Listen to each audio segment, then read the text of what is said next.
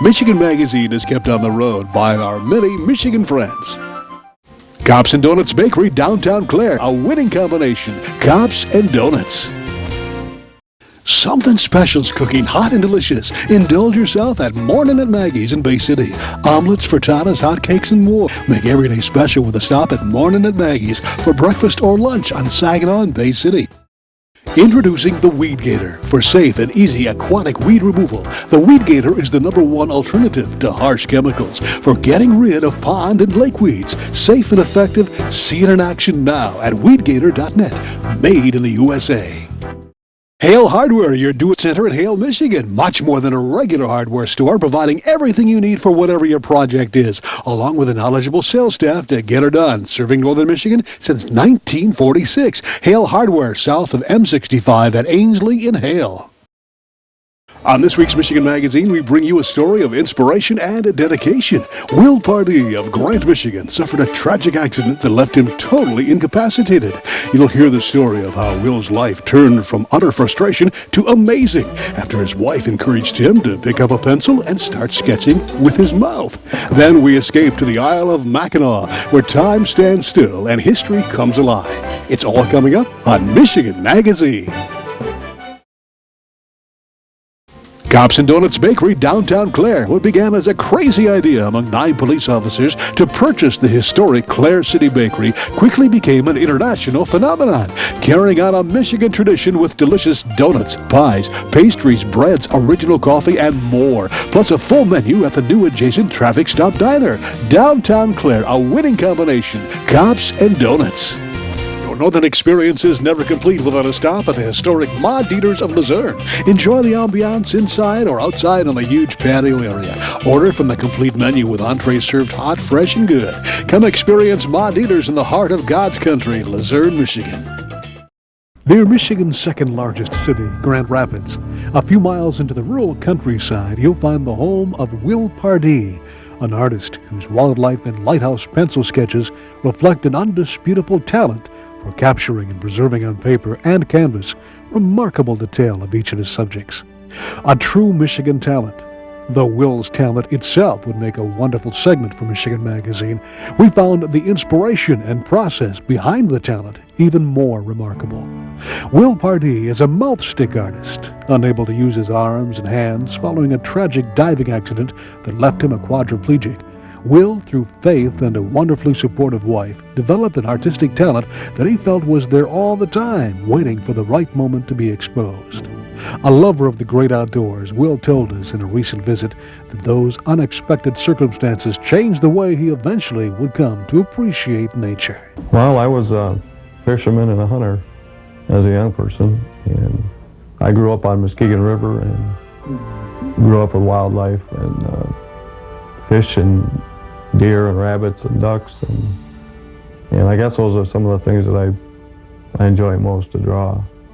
I used to hunt them. Now I like to capture them on picture and paper. You had a tragic accident a while back, of course, and you found yourself in a wheelchair in a situation like that. Were you an artist before this? Or? No, I wasn't. Not really. So is that what turned the tide as far as you getting into artistry, or how did the progression of your artwork come about and you getting into it? And after my accident, I come home and it didn't take long to get bored with just watching TV and the few little things that I could do. And my wife had been reading a book by Johnny Erickson, Tata, and Johnny had developed a beautiful art talent by drawing with her mouth. And my wife had been reading that book and seeing me depressed and bored and needing something to do. She thought maybe I could draw like that. And she set up a little easel for me and prodded me to try it. And set up a little teapot for me to draw. Just a simple little picture, and that's where it all started, doing that little teapot. Did you get any professional help as far as instruction and artistic development, or was it just kind of do it on your own? Practice. Yeah. My goodness. You had to be inspired. Do you get an inner peace by doing this, or where does the inspiration come from? Well, the inspiration, above all, comes from my God, the Lord. Without Him, I don't know what I would do. You know, He's my Savior and Lord, and my strength. It's bottom line. It's hard for me to see something like this come together with your ability like that, and when you just say practice, practice, practice, there's got to be a gift that you just finally developed that you had in you in the first place. Well, from that first picture, it was very exciting for me to see that I could do something different. And something like this especially, I didn't think it was possible at first. But after I sat back and looked at that first picture, which now when I look at it, I kind of laugh because it was so simple and so basic. But then you did get an inkling that you were able to do something like that. Yeah. And it just started out that way and progressed slowly. Pencil work has always been my favorite. That's always something that's always attracted me. I'm always looking at details. And with pencil, I find that I can get the detail more precise with pencil than I could with anything else. What are your favorite subjects to develop into sketching? How do you know when you see something you want to make a subject out of? Well, a lot of it is, again, the wildlife. That inspires me, and lighthouses are really an inspiration to me. The lighthouse to me is a picture of Christ. How so? How do you? Well, there's a song about the lighthouse, Jesus is the lighthouse. And the reason that portrays Christ to me is because He is a light that shines through darkness. Just like the old lighthouse navigated the way for shippers. And that's the only thing that they had to guide them into safety in the harbor. And Christ is that light. That He's that safe harbor. It must be pretty fulfilling to see someone look at your art and look at it for what it is, not knowing your situation, and loving it for what it is, and then taking a look at how you do this and say, my goodness, there's more to it than what we see here. I mean, this man has got inspiration besides the talent. What do you do first? I mean, when you see something in your head, what do you do as far as sketching and getting it onto paper? Do you take notes on a tape recorder, or how do you do this, or you just go right into it and headstrong? Well, basically, we go by a photograph of the subject. Either taking our photograph ourselves or finding in a book. I have several books on lighthouses that I use. And I like to go to the lighthouses, too, and look at them personally and look them over and get a chance to see them all the way around to get a good look at them. First, I develop a light outline to get the perspective down on the paper, and then once I get that basic outline all situated right, then I start detailing and shading to bring it out to full detail. Do you take your shows on the road? I mean, your pictures on the road, and do any art shows, or? Several. In fact, we probably are involved in about 30 art shows a year, mainly from June through October. So that takes in just about every weekend. Oh my goodness, pretty much on the road a lot. What would you like to eventually develop your artistry into? Do you have any long-term goals as far as galleries or anything of this sort, or ultimate goals? Well, right now the art shows is the direction the Lord has led us into. It's not only a way to sell artwork, but a ministry for us. We meet many people, and it gives me an opportunity to share. But someday I would like to slow down a little bit on art shows. It's a lot of work. It's a real great deal of work for us, and possibly get involved in more gift shops or galleries, and that kind of an outlet to kind of balance out a little bit. I see perhaps you being a role model for many people, maybe the youngsters who might be in the same situation as you are, and wanting to develop something like this. What would you say to the younger generation who want to develop something like this and are afraid to do it for fear of failure? Never be afraid to try. You never know. If I had never tried, and I wouldn't be doing this right now, I don't know what I'd be doing. And the Lord is the one that I always turn to in time of need and for strength. And the Lord has given me a wife that's always been by my side, and often she's been there to help me, to comfort me and to encourage me when I need encouragement. Will's rock-solid faith, coupled with positive encouragement, has resulted in some very impressive masterpieces, from lighthouses to rural landscapes. The intense hours Will spends on the smallest of details creates exceptional distinctive pieces. While adding such detail in the work he was doing of the Charlevoix Lighthouse, we asked how long something of this magnitude would take him to complete. This would take me probably an average of 1 to 2 weeks, a picture this size. But I spend up to 1 or 2 months on the larger pictures. It really varies in the size of the work and the detail, how much detail is involved. I bet you find yourself lost in the picture sometimes. Sometimes, especially the larger ones. When I first get started, especially a picture that takes 2 months, the first part of the work doesn't seem very rewarding because there's not much there. But when I get the shading and the detail started, and it starts to come out, then it looks like things are coming around better. I love it outdoors.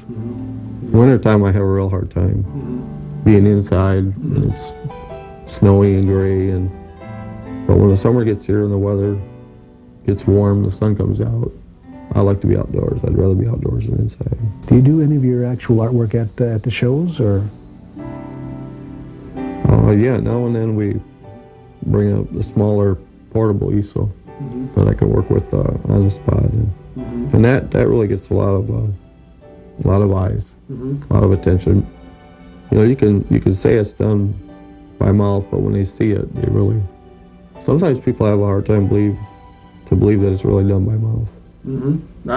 But when they see it, I guess they say seeing is believing. Well, seeing was certainly believing that day. We shared with Will Pardee, not only believing that we were in the presence of a very talented mouth stick artist, but also that through faith and determination, whatever circumstances are thrown your way, the human spirit can prevail and be developed to inspire others. Through his artistry and testimony, Will Pardee is the perfect example of just that. Michigan Magazine is being brought to you in part by Hingeman Acres Canoe Livery and Resort on M33 just north of Mayo, catering to the outdoor enthusiasts. Cabins, canoes, kayaks, rafts, and more. Daytime or overnight trips along the world-famous Asabo River. A family getaway for over 75 years. Clemix Sales and Service on Mapes Road, west of Mayo, your complete recreational vehicle sales and service connection. Visit their beautiful showroom of new and pre-owned ATVs, lawnmowers, power equipment, snowmobiles, utility vehicles, and more. Clemix Sales and Service is also the home of the American-made Victory motorcycle line on display at Clemix on Mapes Road, Mayo. The Michigan-made rebounding mailbox pole. Never again worry about the winter snowplow taking out your mailbox with this ingenious rebounding pole. Your mailbox takes a hit and keeps coming back year after year. Call now or visit their website, toughmailboxes.com. Mackinac Island is one of the crown jewels of our Great Lakes, nestled in Michigan's Straits area just off the coast in the waters of Lake Huron. The Isle of Mackinac has provided a most unique destination for vacationers and historian buffs alike. Rich in history both natural and man-made, it's impossible to come away from the island without a sense of wonder, mystery, and intrigue. From the downtown Victorian shop area to the back roads filled with natural beauty. Although the Mackinac area boasts a large tourist draw during the summer months, it's interesting to also note that the stark winters provide a stunning beauty cloaked in utter silence, appreciated more by the die-hard locals that make Mackinac Island their home the year round. We've traveled many times to the island for various stories that stretch the imagination of the human spirit, and always when we return, new things are there to discover. The Kids Quarters is a new exhibit. We had a children's discovery room, and we found that was so successful that we expanded it. We doubled the size, and we have the Kids Quarters, which is a hands-on history learning exhibit up at Fort Mackinac. And we've got a great big giant fife that's about 6 foot long that people can play. You can dress up in historic costume. You can go march with a soldier. with a rifle and do the manual of arms. It's an amazing exhibit. It's fun for everyone. You don't have to be just a kid. But it could stimulate the curiosity in the child to kind of go towards that history, learn more about our heritage we have in the state, and also probably could inspire adults to do the same thing. Oh yes, definitely. If you didn't like history as a kid, this could definitely inspire you as an adult. But it's a great springboard for getting interested in history. And it does spark that fire. It really does. It really does. Okay, let's talk a little bit about off the beaten path. I mean, people know that we have this wonderful recreated village and shops and historical locations like the Biddle House and the blacksmith shop. But off the beaten path, there's history just waiting to be discovered. Many people don't understand about that. No, and 80% of the island actually is state park. You can't bring your car here and have your sticker on your windshield since there are no automobiles on the island. But 80% of the island is park, and a lot of people don't get up that bluff to look at the trails. We got miles and miles of trails, biking paths. You can take horses on trails, just walking trails.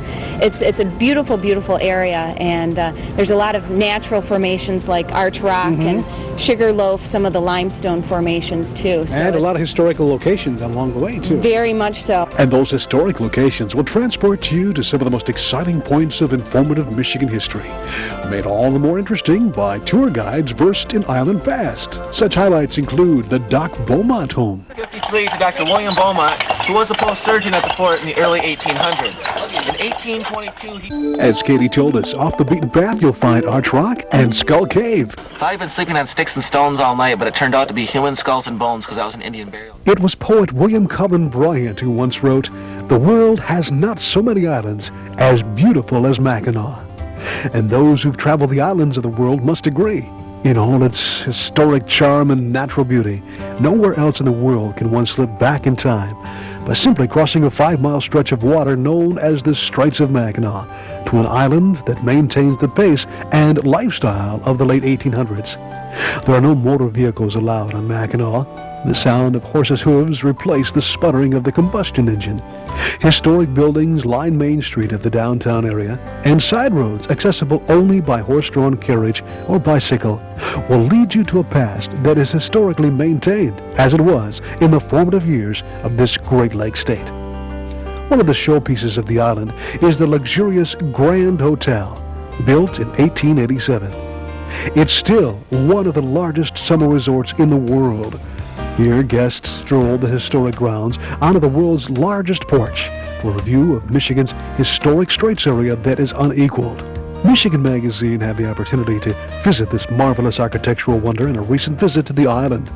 Here we spent the night at the Grand, tasted its exquisite cuisine, and experienced its turn-of-the-century charm firsthand.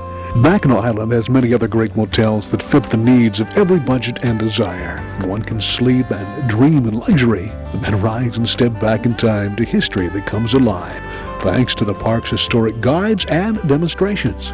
Mackinac Island is part of what's called the Straits Historic Triangle, which includes Mackinac City, Mackinac Island, and St. Ignace. We'd like to once again thank Mackinac Island Carriage Tours and the Mackinac Island State Park Commission for their hospitality and support in bringing to you, our viewers, this jewel of an island, Mackinac Island.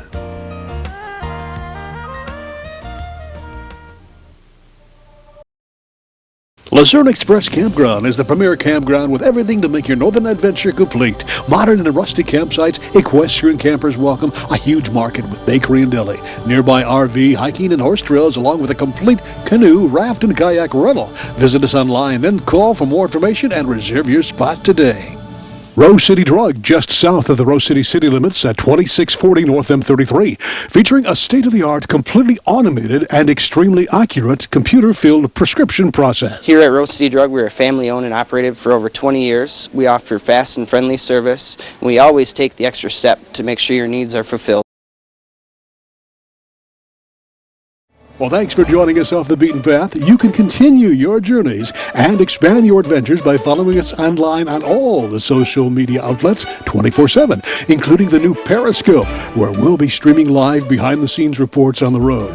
Go to periscope.tv and subscribe to Michigan Magazine and watch what goes on in the making of Michigan Magazine for RFD TV. Well, hold on tight. We've got some great new shows coming down the pike. We'll soon be visiting the Van Hoest family farm of the Seaboing, Michigan area.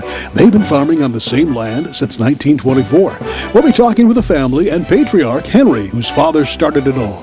Then we'll be visiting one of the state's largest bean co-ops, the Bay's Best Beans. They're in Seaboing. We welcome our newest Michigan Magazine correspondent, Thumb native Rod Nimps, who will be bringing us more from Michigan's Thumb area, one of the state's most interesting areas. Stay tuned. Have a great week, and we'll see you on the next edition of Michigan Magazine. We'd like to thank all those that help keep Michigan Magazine on the road. Cops and Donuts Bakery, downtown Clare, a winning combination. Cops and Donuts. Rose Valley Winery on Beechwood Road in Rose City. See what thousands are raving about, creating a delicious variety of award-winning Michigan wines. Stop by and taste for yourself. The taste of Michigan is yours at Rose Valley Winery.